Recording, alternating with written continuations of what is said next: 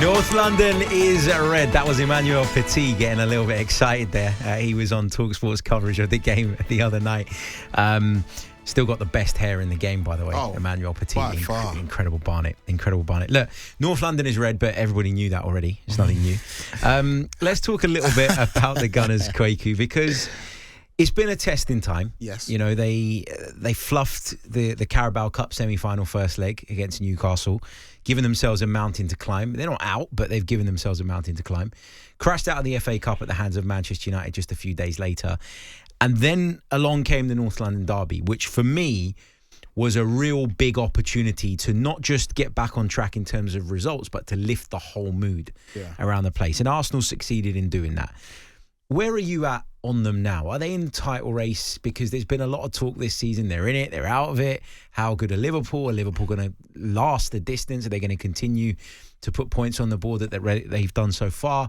Where are you at on Arsenal, having watched them win the North London derby just a couple of nights ago? Arsenal are in the title race because if they're not, then there isn't a title race. We might as well call off That's the one season. way of looking at it. So Arsenal are in the title race. Whether they'll win it or not is a different question. The problem for Arsenal is that we can all look at their squad, and we were saying pre-show, or I was saying that this time last year, I was looking at Arsenal squad being like, you're so close, but you need a striker to put the ball in the back of the net, and we're here 12 months later, and that's still the issue. And when everyone can see the issue at a football club, and it hasn't been addressed over a couple of transfer windows, I can understand why there's frustration starting to build amongst Arsenal fans.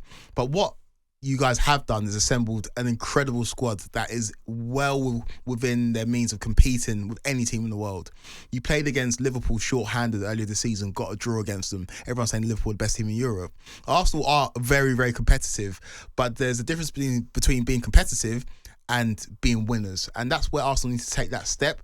A lot of these players haven't won the major trophy, so I don't know what it feels like in comparison to Liverpool, where they've got a core of the team that have won the biggest trophies in the world. So Arsenal are there in the title race. I think you'll push Liverpool close, but whether you've got that extra bit to take you over the top remains to be seen.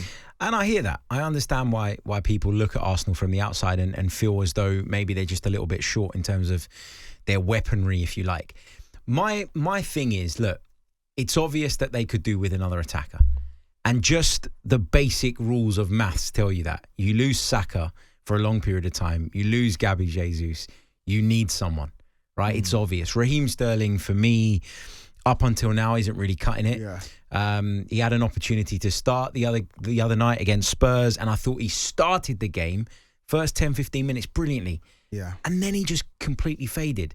There was a hesitance. He didn't want to try and take on his man. He wanted to keep turning back inside, slowing everything down, and it just didn't really click for him on the night again.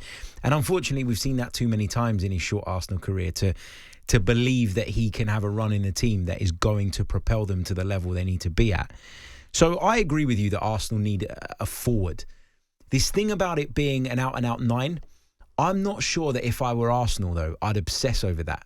Because I just think it needs to be someone who can play in the front line, who can contribute goals. Yeah. Because a load of players in terms of their contributions have just gone off a cliff this season. Martinelli. Leandro Trossard, I don't think had scored since November. And obviously popped up the other night. Is this going to be a turnaround for him? Hopefully, because Arsenal could really do with these goals right now. Kai Havertz is missing chances. You're absolutely right. But this is a collective issue for me. Yeah. So I'm more focused on the idea of a forward rather than it having to be a very specific, type of player and a very specific profile. So that's kind of how I see it. So then, having said that, we both agree on that. What do you make of the story that came out earlier in the week about Martin Zubimendi? You got the wrong Sociedad midfielder in the summer. And I always go back to the summer of Arsenal when it comes to this title race. No disrespect to Calafiori. Again, I don't want to be disrespectful, but when people say aura, it's because people fancy him. He's got long hair and he's good looking. He's a good looking lad. He's a good looking lad, and you're allowed to say that. But in terms of what you needed, I don't know if he was necessarily the player that would take you over the top. So you think about Calafiori, you spend a lot of money on him. Then you bring in Mikel Moreno, who again had a decent Euros, but was he the player that you really needed in that midfield? Talking about a Xhaka replacement, I haven't seen it yet. And then you talked about Raheem Sterling, who again is a loan. It was a panic loan. but he's not the Raheem Sterling that we knew 3 or 4 seasons ago. And so you look at that summer overall, it wasn't the right kind of acquisitions or right replacements or right additions to the squad. Zubimendi is an interesting one. Linked with Liverpool heavily in the summer, also linked with Arsenal. But the fact that it looks like he's coming to the Emirates, I think that business could have been done in the summer. I think it should have been done in the summer. And if he's the profile player to complete your midfield, doing it in January just seems like you're chasing your tail and it's more reactive as opposed to proactive. If Arsenal were top of the league right now, would the Zubimendi link be there? I don't know. Well, the Zubimendi link is one for the summer. It looks like it's something that Arsenal are trying to do in the summer. And they will need to refresh that midfield in the summer because it looks like Jorginho's going to leave. And I'd imagine Thomas Partey's probably going to leave as well. So there will need to be... Do you think both of them go? I do, yeah. I do. Okay. I think there'll need to be regeneration in that position. But the Mikel Merino sign-in was all part of the grand plan, Kweku. Take him out of Sociedad, weaken them after Martin Zubimendi's just told everyone he doesn't want to go to Liverpool because he wants to stay at Real Sociedad. Yeah. So take away one key component, opening the space for you to go out and get the one that you actually want. I'm kidding. It wasn't a master plan. But it's worked, though, because you have weakened them and they are not as good as they were last season. And now Zubimendi is open to leaving. Yeah, now he's open to leaving. I don't know. With Arsenal and recruitment, I'm keeping a close eye on it because I don't want Arsenal to win the league, but I take interest in the big clubs in this country when they're pushing for glory and pushing for titles that they think they should win. And Arsenal have been so close over the last couple of seasons. You've just needed the right signings to take you over the top, and I don't think you've made them. And if making them in January is what's going to take you over the top, then you're going to do something unprecedented. I've never seen a team in Premier League history go and win the title after January acquisitions. That business is done in the summer. Let me ask you this then, because everybody says Arsenal need a forward, and then the next question naturally should be, well, who? And it's got to be someone realistic, right? I can sit here and tell you I'd love us to sign Alexander Isak, but that ain't going to happen in January. Yeah. Okay, there was rumours going around yesterday about Benjamin Sesko. Became very apparent very early on that those rumours were nonsense. Yeah. Suggestions that RB Leipzig would loan out their top goal scorer with not an obligation to buy in the summer, but an option to buy, as if they would agree to that. Ridiculous. That's silly. He just signed a new contract as well. Exactly. He signed a new contract, said he wanted to stay there, continue his development. Who's a realistic option for Mikel Arteta then? Because I'm in this space where if they don't sign, of course I'm going to be critical because I think we need someone. But I also struggle to give you the answer with regards to who it should be. So I'm in this weird space where I'm like fighting in my own head. I'm like, make a signing. And then I'm like, yeah, but who? And then it's like I'm pushing back at myself. So who is on your radar as a potential signing that could make this difference that we're all talking about? It's so difficult, right? Because that's the $1 million question. It's the same thing when people are like, sack the manager. But it's like, who are you going to bring in? Yeah. The number 9 is going to be difficult to do. If there's an opportunity to try and do something with Osimhen, depending on what his situation is like at Galatasaray, I'd maybe explore that. But then is that going to work? Is that just an expensive risk for not much reward? And so you're right to ask the question, who comes in at Arsenal? I don't know. I've seen people talk about Ademola Lookman. I'm like, does that take Arsenal over the top? People are saying they should have gone for Kvaratskhelia, but that looks like it's done. And so, Harry, I'm sitting in the same position as you. I don't know who you can bring in to really enhance this front line, but you need somebody. That's the thing. Are we looking down the wrong path though? Is it a case of, look, we all know that they need a long-term striker, and I got to be honest. I thought that last summer that was going to be one of the things that they did. Mm-hmm. They obviously couldn't get whoever it was they were looking at, and then they pivoted right at the last minute to Raheem Sterling, got him in to try and bolster the attack and help out, right? Hasn't really worked, if we're being honest. So then you look at the summer coming up, and you're talking about, again, a long-term striker, big money move, all the players that they're being linked with that the fans would like to see are very clearly not moving in this month. Yeah. So then do you pivot? Do you change your approach? Do you look for someone that can come in on a very short-term deal, a loan option, someone who's playing maybe abroad, who's not in the first 11 somewhere, but someone that has a track record of goals? Because I said this on talkSPORT's Inside Gooners yesterday. To me, it doesn't have to be the 20-goal a season man, because there isn't enough games for anyone to get to 20 goals realistically that you could bring in.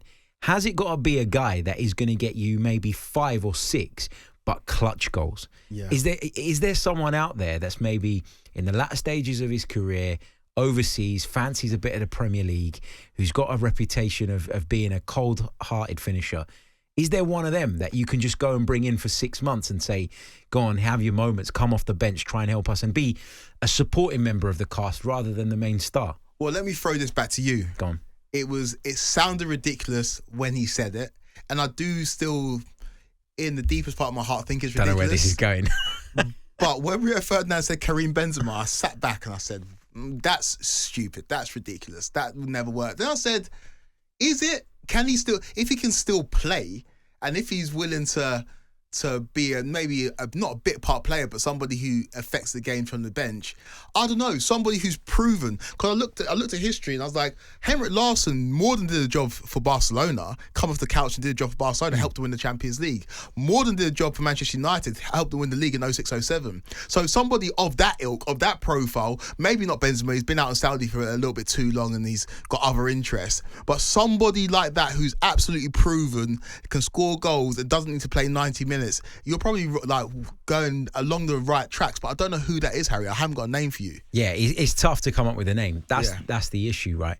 That's where you struggle, because now you're trying. Even if you wanted to throw names at, you got to think about the situation the club finds itself in. Are you going to be able to take on that player's salary, for instance, in order to make that loan deal appealing to those that would be letting him go? Give me a name. Give me a name. It's tough. Like, I don't think you'd ever get him right now. But if someone like, I know that people are going to kill me for this, but even if you said someone like Alvaro Morata, or like just someone like that, someone who isn't quite, where his stock is at the peak anymore, but you feel has enough within him to, again, look, forget about the main man, because you're not going to get that in January, just to be a supplement to what you have, to be able to come on for the last 20, 25 minutes and take over from Kai Havertz. That might be the way to go. Someone like that. Well, you saw United do it with Cavani, and it worked quite well. Ibrahimovic, they did it with. Ibrahimovic, like some players like that could work. But then on the other side of things, Chelsea tried it with Higuain, and it was an absolute disaster. So you can also get that side of things as well. You've got it. Gonzalo Higuain's been linked with Arsenal since about 2010. Yeah. Make it happen. Make it happen. Make it happen. You are listening to the talkSPORT 2 Social with William Hill, 18+, begambleaware.org. Next up, we'll bring you the very latest odds with William Hill. Gonzalo Higuain to Arsenal. You heard it here first.